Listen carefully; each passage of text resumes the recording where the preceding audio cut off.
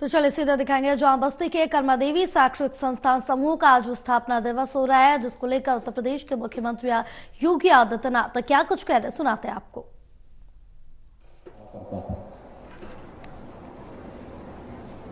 कहते हैं कि भगवान राम के जन्म के लिए महाराज दशरथ ने इसी जनपद में पुत्रेष्टि यज्ञ किया था। महर्षि वशिष्ठ ने अपना आश्रम इसी जनपद में स्थापित किया था।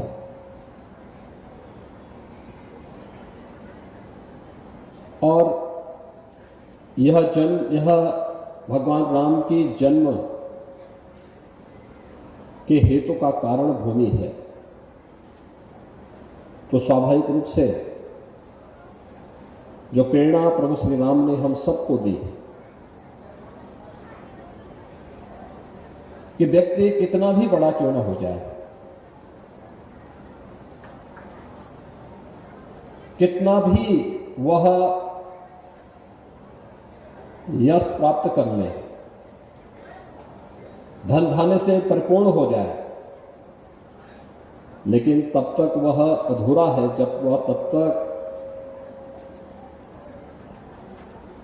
अपनी मां के प्रति और अपनी मातृभूमि के प्रति कृतज्ञता ज्ञापित न कर ले। और मैं सचमुच इस बात के लिए धन्यवाद दूंगा श्री ओम नारायण सिंह जी को और उनके बड़े भाई जो आज नहीं हैं, एक आईएएस अधिकारी के रूप में एक शानदार कैरियर के साथ जो आगे बढ़ रहे थे, श्री देवमंगल सिंह जी की स्मृतियों को, श्रीमती सरोज सिंह जी की स्मृतियों को, जिन्होंने श्री वीरेंद्र सिंह जी के साथ, श्रीमती नीता सिंह जी के साथ मिलकर के अपनी मां की स्मृतियों को यहां पर जीवित रखा, जीवंत बनाया। तो मां की स्मृतियों को इस समूह के रूप में और मातृभूमि के प्रति कि यहां के युवा, यहां का गरीब छात्र भी अच्छी और आधुनिक शिक्षा प्राप्त कर सके, इसके लिए भी कृतज्ञता ज्ञापित करने के लिए समूह की स्थापना की।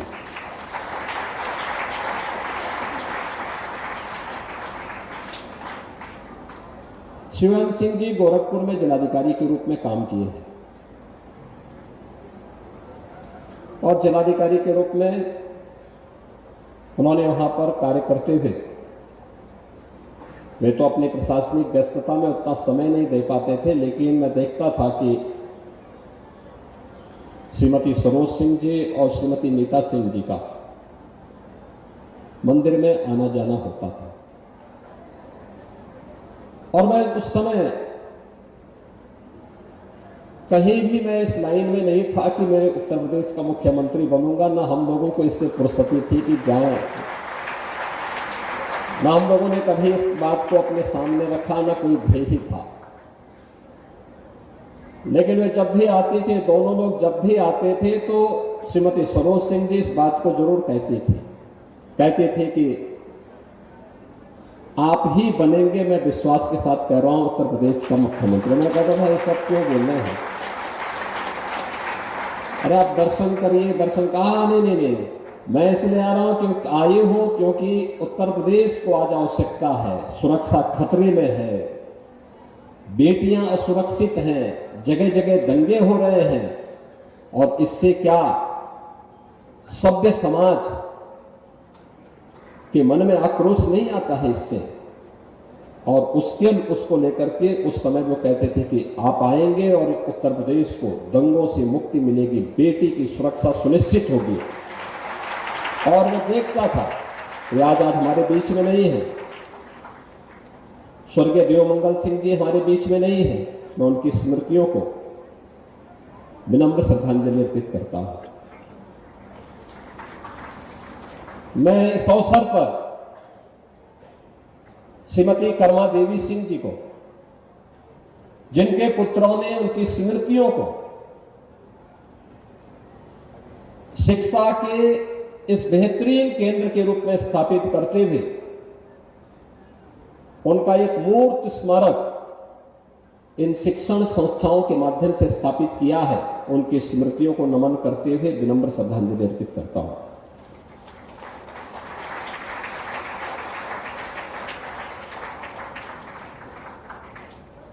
युवा साथियों, इस बात को हमें ध्यान रखना होगा,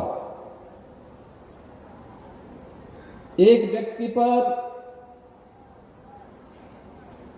जब वह जन्म लेता है तो 5 प्रकार के जो ऋण होते हैं, उस ऋण से ऋण होने के अवसर भी होते हैं।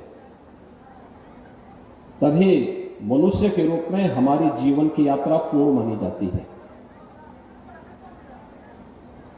वह ऋण होने का अवसर हमें अपने मां के लिए, अपने पिता के लिए, अपने गुरु के लिए, अपनी मातृभूमि के लिए, अपने देवगणों के लिए, हम जो कुछ भी कर पाएंगे, यानी उनकी स्मृतियों को और उनके आदर्शों को अपने जीवन में जिस हद तक अंगीकार करने का प्रयास कर पाएंगे, यही ऋण होने का एक माध्यम हम सब के लिए होता है। और यह एक अवसर है कि मां की स्मृतियों को, क्योंकि जब मैं श्री वैन सिंह जी का, श्री देवमंगल सिंह जी के जीवन को देखता हूं कि प्रारंभिक जीवन एक संघर्षमय जीवन था।